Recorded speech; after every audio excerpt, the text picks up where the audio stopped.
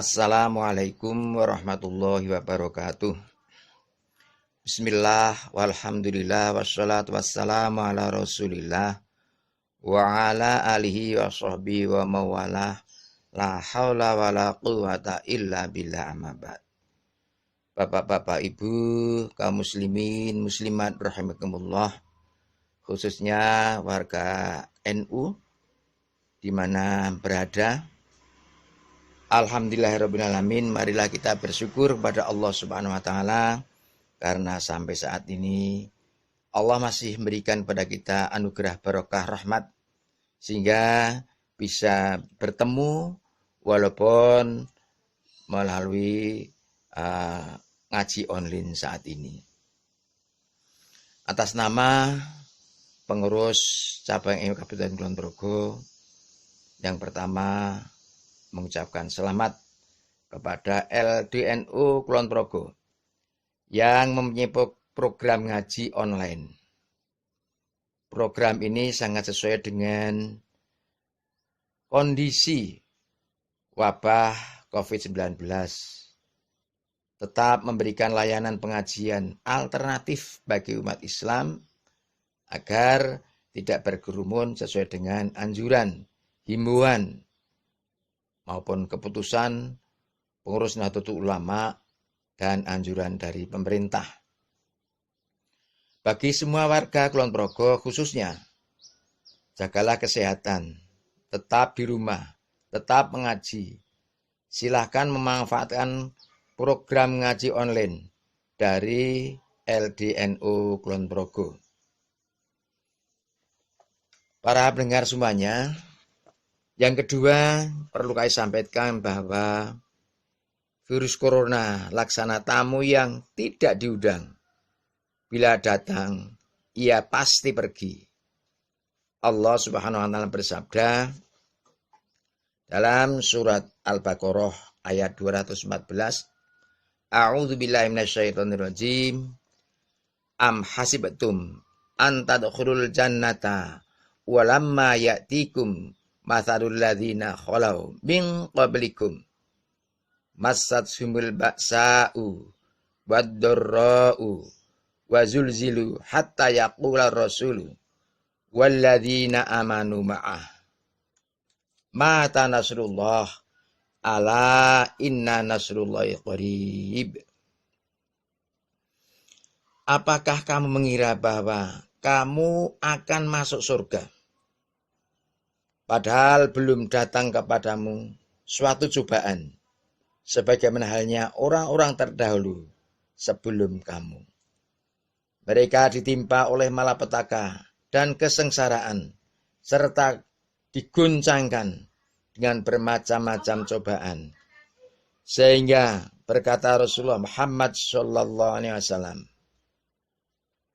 dan orang-orang beriman bersamanya, mata nasrullahi, kapan datangnya pertolongan Allah? Ala inna nasrullahi, ala inna nasrullahi qarib. Ingatlah, sesungguhnya pertolongan Allah itu amat dekat. Segala problema dan kesulitan yang melanda kita, bila kita sandarkan kepada Allah Subhanahu wa Ta'ala, akan jadi ringan dan mudah. Maka acara doa bersama sedunia dan pertaubatan global diadakan oleh PBNU merupakan langkah yang cerdas untuk mengetuk pintu langit. Karena kita punya suatu keyakinan, tidak ada daya dan kekuatan, tidak ada daya dan kemampuan kecuali atas izin Allah, atas pertolongan Allah Subhanahu wa Ta'ala. Insyaallah atas berkah doa bersama pada bulan Ramadan ini yang penuh berkah pandemi COVID-19 atau alias wabah virus corona dalam waktu relatif singkat akan diri Allah Subhanahu wa Ta'ala. Allah tidak pernah menjanjikan langit terus cerah dengan tanpa mendung. Allah tidak pernah menjanjikan air laut pasang terus tanpa surut. Tapi Allah menjanjikan A'udzubillahi minasyaitonirrajim. Fa inna ma'al usri yusra. Inna ma'al usri yusra. Karena sesungguhnya sesudah kesulitan akan ada kemudahan. Sesungguhnya sudah kesulitan itu juga ada kemudahan. Bersama penyakit pasti ada obatnya. Bahkan bersama musibah sekalipun di sana ada berkah. Para pendengar rahimakumullah, insyaallah dengan berkah doa bersama di malam penuh berkah bulan Ramadan khususnya, wabah corona akan diangkat oleh Allah. Insyaallah Ramadan masuk, pandemi corona akan pergi. Doa adalah tiang agama, penerang langit dan penerang bumi. Jika umat mempunyai hasanah spiritual yang diwujudkan dengan doa, insya Allah solusi dari Allah akan turun. Bencana akan diangkat. Karena senjata orang mukmin adalah berdoa. Akhirnya marilah kita tetap sabar, tawakal, dan ikhtiar. Hadirin para pendengar rahimakumullah, semoga cobaan segera berlalu. Kita kembali hidup normal, beribadah dengan tenang. Amin. Ya Rabbal Alamin. Wallahu muwaffiq ila aqwamit thoriq. Assalamualaikum warahmatullahi wabarakatuh.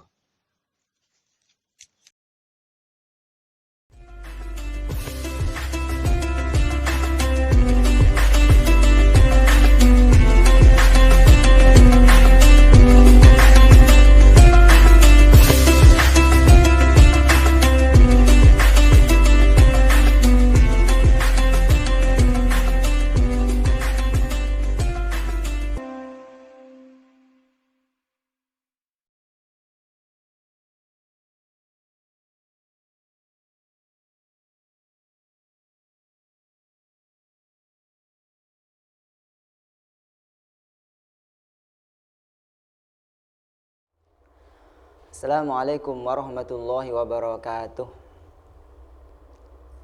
Alhamdulillahirabbil alamin. Nahmaduhu wa nasta'inuhu wa nastaghfiruh. Wa na'udzu billahi min syururi anfusina wa min sayyiati a'malina. May yahdihillahu fala mudhillalah wa may yudlilhu fala hadiyalah.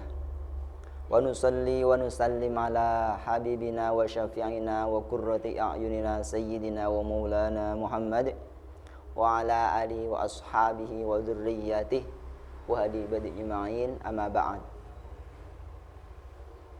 Alhamdulillahirabbil alamin. Puji syukur kita kepada Allah Subhanahu wa taala yang telah memberikan kesempatan kepada kita, kekuatan kepada kita, digerakkan diri kita untuk bisa melaksanakan amalan-amalan terbaik di bulan ini, bulan Ramadan pada tahun ini. Walaupun kita tahu Ramadan tahun ini berbeda dengan tahun kemarin, karena tahun ini sedang ada wabah pandemik corona yang memaksa kita, mengharuskan kita untuk membatasi kegiatan-kegiatan kita, bahkan dalam masalah syiar Islam ataupun ibadah di masjid-masjid ataupun tempat-tempat yang lain. Tapi hal itu tidak menutup kesempatan kita untuk bisa mendekat kepada Allah Subhanahu wa taala. Karena apapun yang terjadi itu semata-mata adalah atas peraturan dari Allah Subhanahu wa taala, pengaturan dari Allah Subhanahu wa taala. Jadi dengan adanya pandemik ini kita harus pintar-pintar untuk memanfaatkan, memaksimalkan diri kita dalam mendekat kepada Allah. Tidak harus di masjid, tidak harus bersama banyak orang, tapi kita bisa manfaatkan kesempatan-kesempatan, waktu-waktu yang diberikan Allah kepada kita, bahkan bisa lebih khusyuk, mungkin sendiri di dalam rumah masing-masing. Hari ini tanggal 17 Ramadan pada tahun ini, di mana-mana kalau tahun-tahun kemarin pasti ramai dengan acara nuzulul Quran. Kita tahu nuzulul Quran adalah peringatan turunnya Al-Quran. Karena kita fahami bulan Ramadan selain sebagai bulan puasa, adalah juga bulan Al-Quran. Karena Al-Quran turun di bulan Ramadan. Disebutkan beberapa ayat. Ayat yang saya yakin kita semuanya hafal adalah dari surat Al-Qadr. Bismillahirrahmanirrahim. Inna anzalnahu fi lailatul qadar. Saya turunkan Al-Quran ini di dalam malam Lailatul Qadar.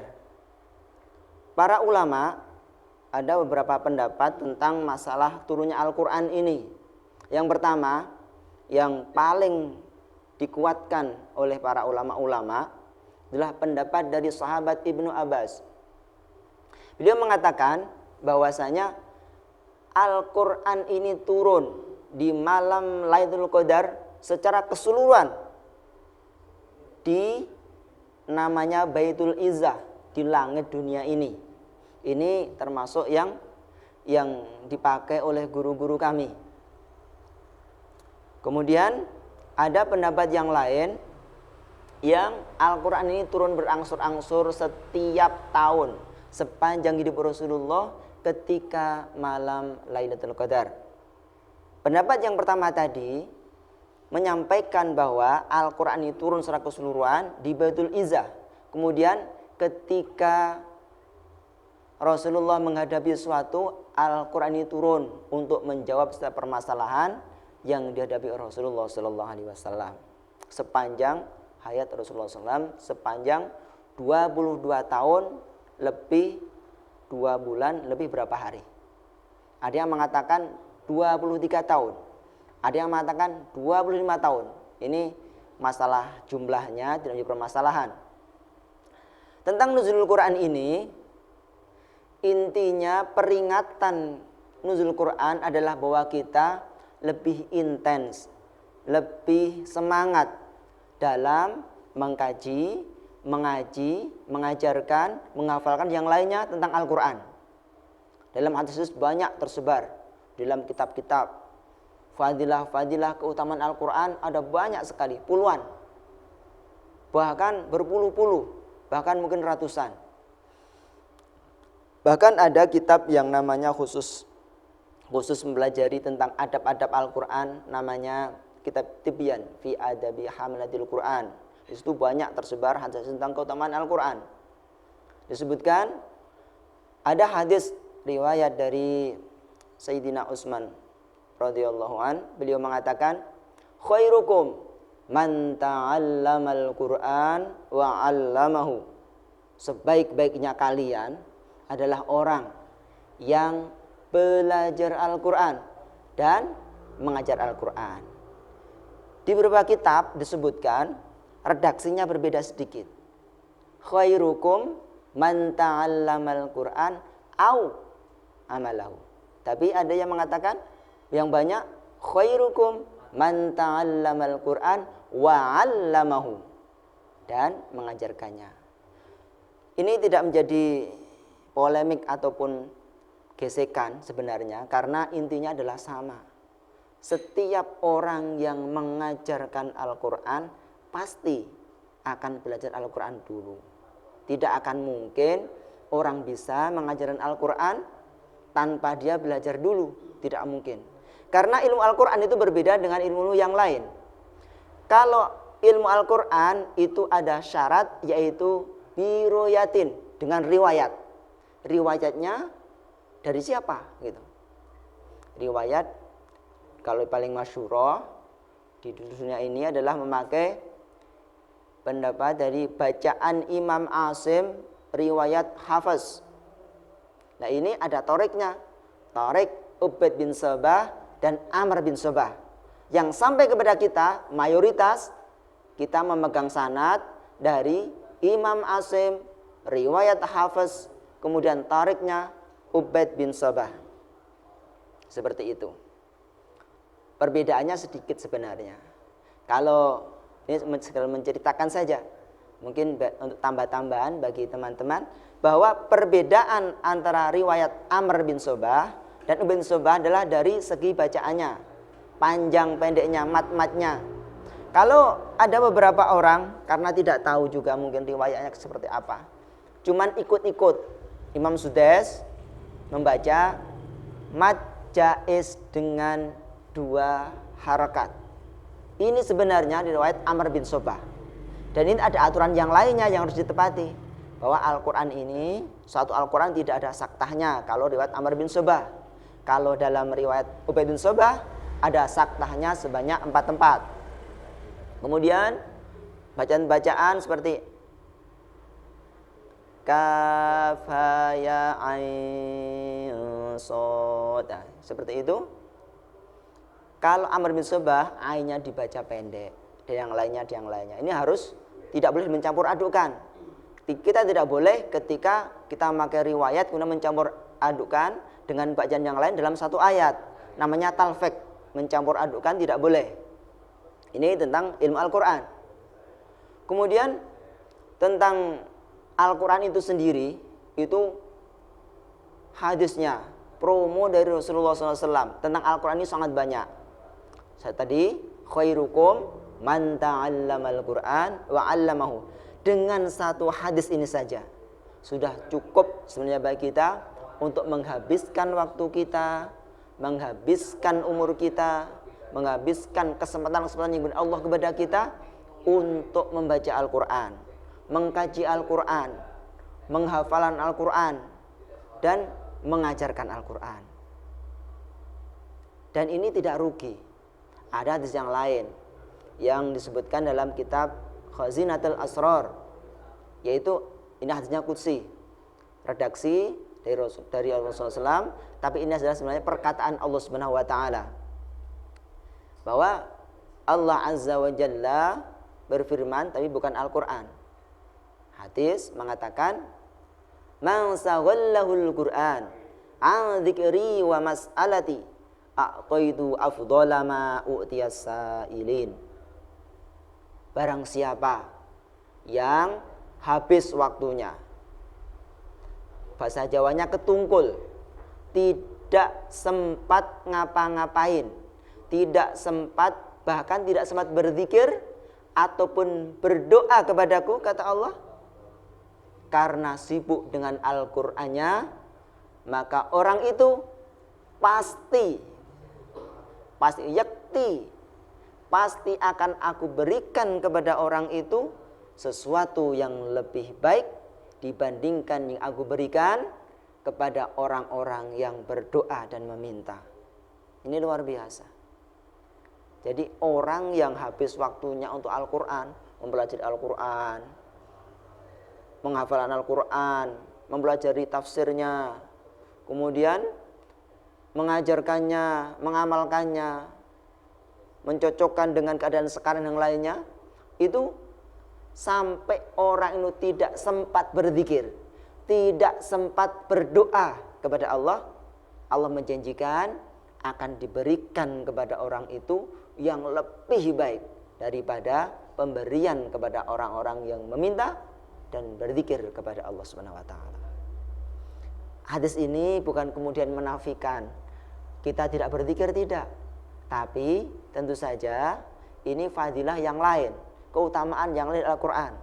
Fadilah doa juga ada yang lain, fadilah zikir yang lain. Dan orang biasanya, orang itu akan bosan kalau terus-menerus dalam sebuah ritual ibadah yang terus-menerus yang sama.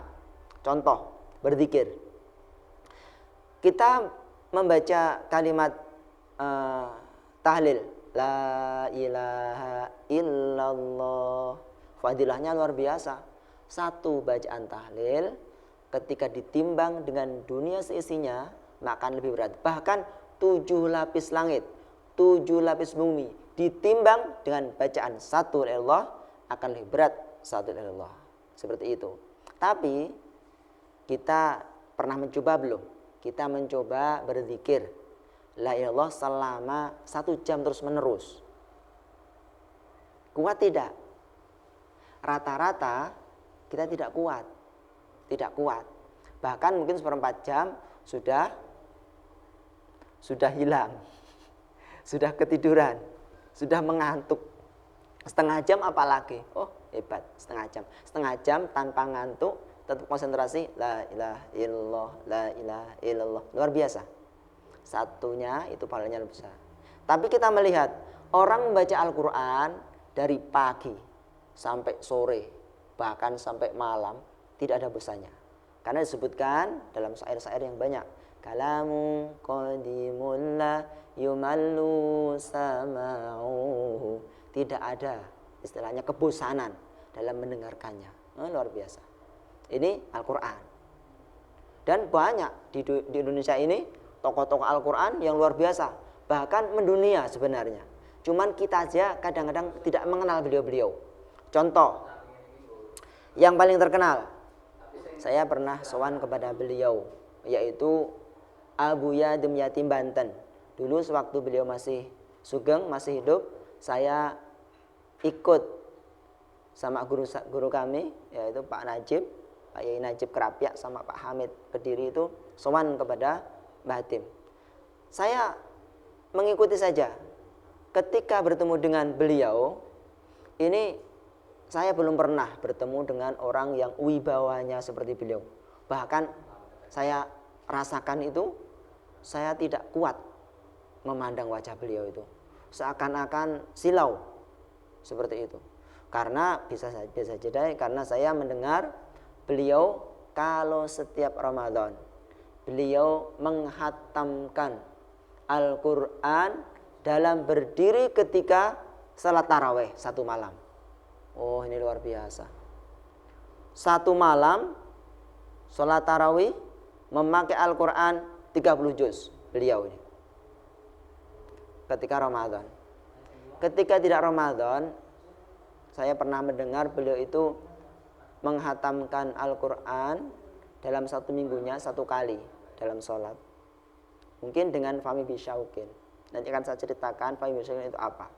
Fahmi Bisyaukin itu adalah pembagian bacaan-bacaan Al-Quran yang diamalkan para sahabat. Dulu para tabi'in ini bertanya pada sahabat, wahai sahabat, ceritakan kepada kami interaksi kalian dengan Al-Quran. Kemudian jawabannya seperti ini. Banyak dari kami, para sahabat Rasul ini, membaca Al-Quran 3 surat, kemudian 5 surat, kemudian 7 surat, kemudian 9 surat, kemudian terus sampai 30 surat. Maksudnya apa? Pertama adalah membaca Al-Quran 3 surat, yaitu Al-Baqarah, Ali Imran, An-Nisa, sampai juz 6 lebih seperempat. Itu dibaca ketika hari Sabtu atau hari Jumat. Kemudian hari berikutnya membaca dari juz 6 sampai dari surat Al-Maidah sampai sebelum surat Yunus, juz 11 seperempat itu, 11 seperempat awal. Kemudian sampai hari ketiga sampai Bani Israel, juz 14 akhir. Sebelum juz 15 Bani Israel terus sampai Asy'ara sampai Wasofat sampai Nun sampai Nas. Sampai Qaf. Wasofat sampai Qaf, surat Qaf sampai Nas. Fahmi Bisyaukin. Fatihah, Maidah, Yunus, Bani Israel, Asy'ara, Wasofat, Qaf, dan sampai Nas. Nah, itu pembagian 7 hari. Fahmi Bisyaukin. Kalau diartikan, mulutku selalu dalam kerinduan. Seperti itu. Dan Bu Edmiati ini mengajinya setiap hari ketika pas tafsir ini, bahkan mungkin satu-satunya ulama di dunia yang mengaji mbalah kitab secara urut, yaitu tafsir At-Tabari. Tafsir At-Tabari ini banyak, tebal, berjilid-jilid. Biasanya para ulama ini memakai tafsir At-Tabari ini cuma sebagai rujukan saja. Kalau ada permasalahan, kemudian sebagai istilahnya untuk muqabalah saja, untuk mencari persamaan ataupun keterangan yang lain. Kalau Buya Yatim Yati ini, Abu Yatim Yati ini mengaji Al-Fatihah Tabari urut dari juz 1 terus. Biasanya kalau ulama-ulama kita itu kita membaca yang paling masyhur ya kita membaca tafsir Jalalain. Itu ringkas cuma 2 jilid. Seperti itu. Nah, ini ulama-ulama Indonesia. Ada yang lain. Ada yang sangat terkenal yaitu Simbah Kiai Muhammad Munawir. Ini beliau terkenal kewaliannya karena Al-Qur'annya. Dan ini kewaliannya, keramatnya ini bisa kita tiru sebenarnya. Karena bukan keramat yang aneh-aneh, tapi keramat karena istiqomah dalam mengaji Al-Qur'an.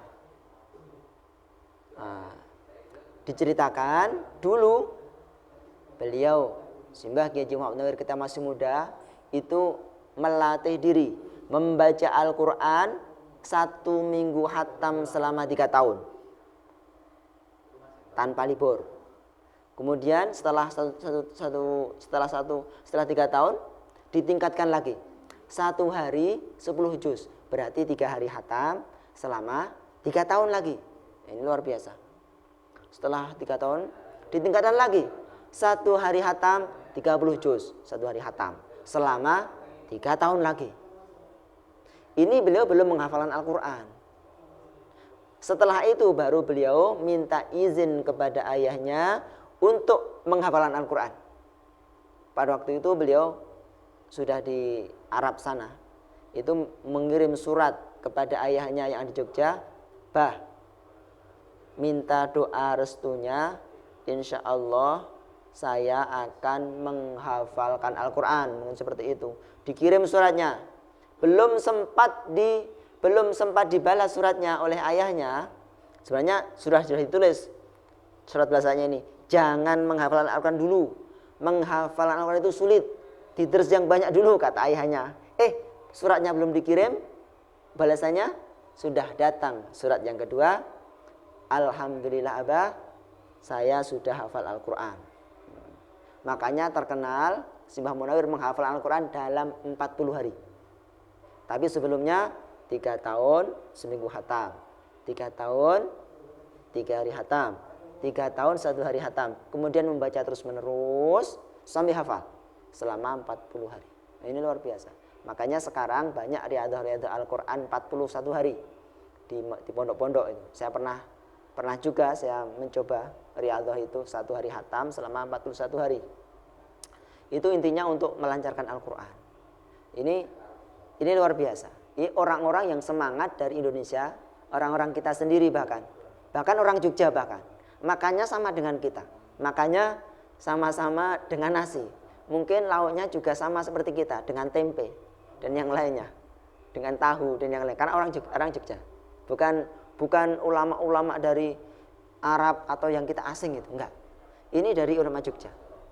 Kemudian saya pernah mondok ikut kepada putri beliau, yaitu Simbah Nyai Zuriyah Munawir, putri dari beliau ini di Kediri. Beliau ini terkenalnya, beliau menceritakan, dulu beliau cerita, ketika masih perawan, beliau itu melatih diri untuk membaca Al-Quran 30 juz selama 4 tahun berturut-turut. Dan beliau menceritakan, saya tidak cuma membaca Al-Quran saja, tapi bahkan saya beraktivitas yang lain, ya masak, ya nyuci dan yang lainnya. Tapi bisa. Nah, seperti itu. Ini ulama-ulama dari yang kiai ataupun bunyai, dari yang laki-laki atau perempuan. Jadi tidak ada diskriminasi di sini. Nah, jadi siapa saja berhak untuk berinteraksi dengan Al-Quran semaksimal mungkin. Saya pernah ditanya, Ustaz, apakah orang yang hafal Quran itu adalah orang-orang pilihan dan tidak setiap orang punya kesempatan? Bisa jadi, tapi perlu diketahui bahwa setiap orang berhak untuk menghafalkan Al-Quran. Karena apa? Karena Rasulullah mewariskan cuma 2. Pertama Al-Quran, nomor 2 adalah sunnah, yaitu hadis-hadisnya. Jadi ketika kita bersyahadat menjadi umat Rasulullah SAW, maka secara otomatis kita itu berhak untuk menjadi ahli Quran. Jadi tidak ada alasan, wah saya sudah tua, saya sudah nggak pantas untuk menghafal Al-Quran. Tidak. Dan bahkan para sahabat dulu itu banyak yang menghafalkan Al-Quran ketika umur sudah lanjut. Sudah sepuh baru menghafal Al-Quran. Saya sudah menikah tidak menghafal Al-Quran karena tidak pantaslah orang sudah menikah menghafal Al-Quran. Oh, tidak seperti itu. Perlu diketahui, Abu Yatim Yatim Banten menghafalkan Al-Quran ketika sudah menikah. Beliau menceritakan ketika pengantin baru, beliau setoran kepada istrinya selama 4 bulan. Selesai. Saya berpikir hebat sekali. 4 bulan selesai dalam 30 juz hafal Al-Quran. Saya berpikir sangat cerdas sekali beliau. Ternyata selain cerdas, sebelum menikah beliau itu membiasakan diri membaca Al-Quran dengan binadhar, dengan melihat tulisan dan membaca tulisan. Itu selama bertahun-tahun. Beliau menceritakan 4 tahun. 4 tahun terus menerus membaca Al-Quran untuk dihatamkan 30 juz itu selama 4 tahun. Beliau menceritakan seperti itu. Dan bahkan ketika saya dan teman-teman sama guru kami Pak Najib Krapyak itu sowan kepada beliau, ada salah satu teman kami dari Banten. Pak waktu itu Yai Najib matur, Buya, ada santri dari Banten yang ikut menjadi Krapyak. Mana orangnya? Kata beliau. Kemudian teman saya berdiri. Berapa tahun di Krapyak? 1,5 tahun katanya. Dapat berapa? Dapat 20 juz. Menurut saya 1,5 tahun dapat 20 juz itu sudah bagus. Sudah kelasnya sudah cerdas lah, sudah sergap lah. Jawab Abu Yatim gimana? Memalukan orang Banten. Saya dulu menghafalkan Al-Quran 4 bulan katanya. Wah, saya langsung 4 bulan. Ya saya nggak kelasnya. Saya dulu ketika belajar di Krapyak menghafalkan Al-Quran talaki setoran kepada guru kami itu selesai pertama kali 4 tahun. 4 tahun baru selesai 1 kali putaran. Kemudian mengulangi lagi. Kalau setelah mengulangi kedua ini, saya mengulangi di Kediri kepada Ki Haji Abdul Hamid Abdul Qadir, itu saya dalam 1,5 tahun. Setelah itu kita belajar yang lain, kerasaban yang lainnya. Nah, seperti itu. Nah, terus dalam hadis qudsi tadi bahwa orang yang habis waktunya karena Al-Quran maka akan diberi sesuatu yang lebih baik dari pemberian yang diberikan Allah kepada orang yang meminta dan berzikir. Kemudian hadis selanjutnya adalah fadlu kalamillahi ala sairil kalami kafadlillahi ala khalqihi. Bahwa keutamaannya Al-Quran dibandingkan dengan bacaan-bacaan yang lain adalah seperti perbandingannya Allah dibandingkan dengan makhluknya. Maksudnya apa? Tidak imbang, tidak bisa dibandingkan maksudnya. Hadis ini luar biasa. Atau hadis ini jadi tidak ada alasan untuk kita tidak mempelajari Al-Quran. Dan bahkan harusnya kita itu habis waktunya untuk Al-Quran apa saja, kapanpun, dan kesempatan. Ketika sekarang ini sedang ada social distance namanya PSBB, ada yang mengatakan lockdown dan yang lainnya, sebenarnya enggak lockdown. Cuman disuruh beribadah di rumah masing-masing. Ini bagi orang-orang yang semangatnya tinggi, ini harusnya kita lebih fokus dalam Al-Quran, membaca Al-Quran. Kemarin Tahsin bin Imah ini untuk menceritakan saja, cerita sebagai penyemangat saja, motivasi. Ketika kami tidak boleh taraweh di masjid, saya taraweh di rumah bersama dengan kakak dan istri saya juga. Kemudian saya mencoba memakai Al-Quran. Saya coba 1 juz dan ternyata tidak lama. Nah, kalau memangnya di tempat umum tentu saja akan gremeng jamaahnya 1 juz, gremeng. Padahal kalau guru kami di Krapyak, Pak Najib ini sejak saya mondok di sana itu setiap tanggal 1 Ramadan sampai tanggal 20, 1 malamnya 1,5 juz. Tanggal 20 hatam, Kemudian malam 21 sampai malam 25 ini satu malamnya 6 juz dan kami ikut terus 6 juz. Kemudian malam 26 sampai malam 29 ini satu malamnya 7 juz setengah dalam sholat tarawihnya. Ini belum ada apa-apanya. Dan alhamdulillah ketika kami di pesantren manapun Al-Quran itu rata-rata seperti itu. Nah ini intensitas kita Ramadan ini harus dimanfaatkan benar. Karena satu huruf yang kita baca di Al-Quran mendapatkan 10 kebaikan ketika kita tidak mempunyai wudhu. Tapi kalau kita wudhu disebutkan hadisnya bahwa satu hurufnya adalah 25 kebaikan. Kalau dalam sholat maka satu hurufnya mendapatkan 100 kebaikan. Luar biasa ini. Apalagi kalau Ramadan, setiap amalan kita dilipat gandakan 70 kali lipat. Ini minimal 70 kali lipat.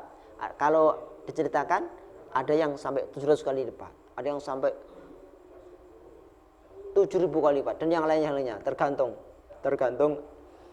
keikhlasannya mungkin dan ilmu yang dipunya oleh orang ini. Karena beda, orang yang tidak punya ilmu dengan yang punya ilmu itu berbeda.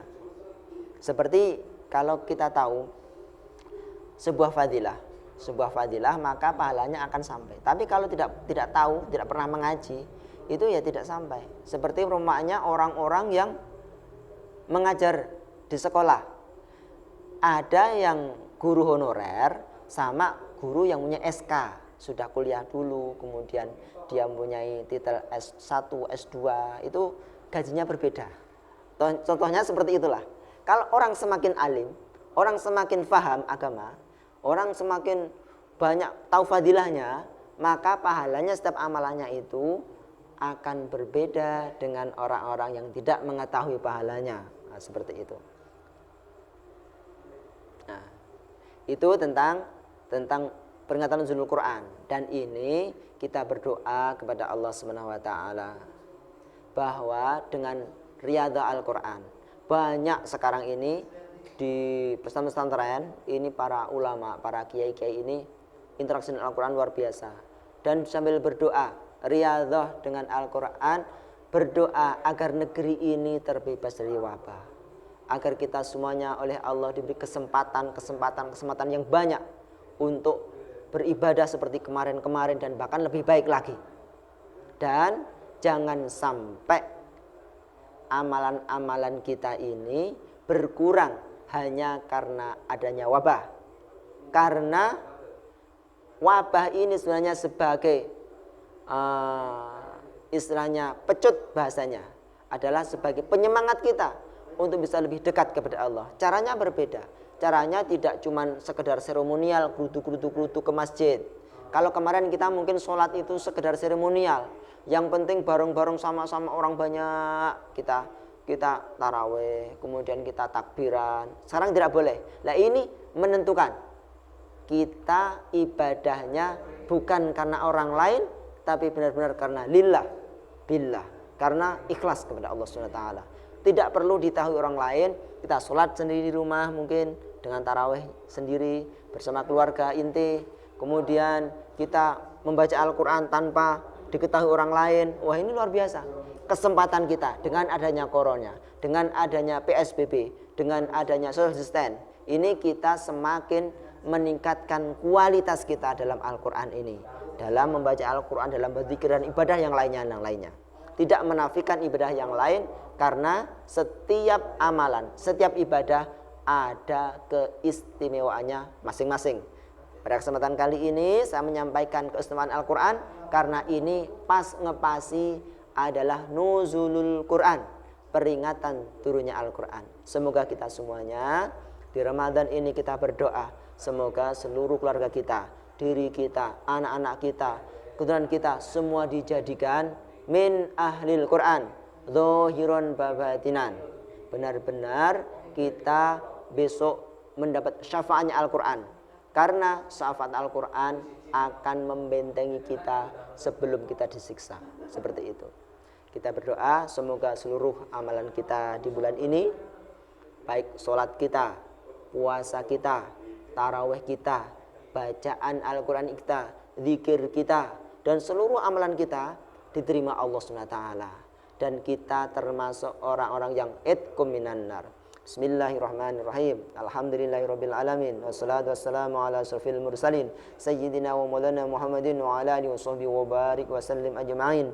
Allahumma salli ala sayyidina Muhammadin salatan tunjina biha min jamil ahwali wal afat wa taqdilana biha jami'al hajat wa tudhhiruna biha min jamil sayiat wa tarfa'una biha indaka lad darajat wa tuballighuna bi aqsal ghayat min jamil khairat fil hayati wa ba'dal mamat. Allahumma salli ala sayyidina Muhammadin salatan taj'aluna bil istiqamah tatsbauhal karamah wa tuhsyaruna bi ibadikas salihin bis sa'adah wal karamah fid dunya wal akhirah wa ala alihi washabbihi wa barik wa sallim. Allahumma salli ala sayyidina Muhammad wa sallam salatan analu bi sirriha khifdul Qur'an wal amala bihi warzuqni minhu ilman muniran wa sallim tasliman katsira wa ala alihi washabbihi wa sallim. Allahumma salli ala sayyidina Muhammad wa sallam Muhammadin salatan taj'aluna bil istiqamah. Allahumma ya Allah, Allahumma ya Allah, Allahumma ja'alna min ahlil khair wa min ahlil ilmi wa min ahlil Qur'an wa min ahlis sunnah wa jamaah. Rabbana atina fid dunya hasanah wa fil ardi hasanah wa qina adzabannar. Subhana rabbika rabbil izzati amma yasifun wa salamun alal mursalin walhamdulillahi rabbil alamin. Afu minkum. Wassalamualaikum warahmatullahi wabarakatuh.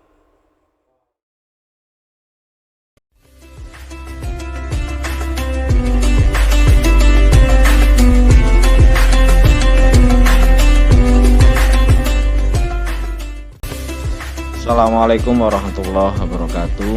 Alhamdulillahirabbil alamin.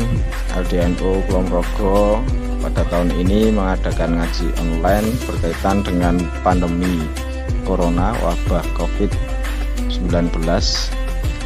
Program ini bekerja sama dengan beberapa pihak, antara lain SMK Ma'arif 1 atas jurusan Teknik Audio Video, kemudian Layisnu Kulon Progo dan beberapa pihak yang lain. Program ini disiarkan secara langsung di Facebook LDNU Kulon Progo dan bisa disimak juga di YouTube LDNU Kulon Progo. Semoga kajian-kajian yang kami sampaikan bermanfaat bagi semua pihak. Saya akhiri, wallahul muwaffiq ila aqwamit thoriq. Wassalamualaikum warahmatullahi wabarakatuh.